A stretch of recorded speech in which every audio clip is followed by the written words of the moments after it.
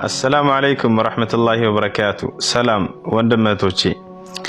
ወንድምህቶቼ ሰዎችን አትሳደቡ፣ ሰዎችን አትዝለፉ፣ ሰዎችን አክብሯቸው፣ ለሰዎች ጥሩ ንግግርን ተናገሩ፣ መጥፎ ቃልን አትናገሩ። እዚህ ሚዲያ ላይ በርካታ ሰዎችን አያለሁኝ ኮሜንቶች ላይ ሲሰዳደቡ ሲዘላለፉ።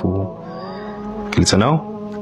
አላህ Subhanahu Wa Ta'ala አምላካችን ቁርአን ላይ ምን ብሏል? ወቁሉ ሊናሲ ሁስና ብሏል። ለሰዎች ጥሩ ንግግሮችን ተናገሩ ብሏል። መጥፎ ቃል አትናገሩ ብሏቸዋል።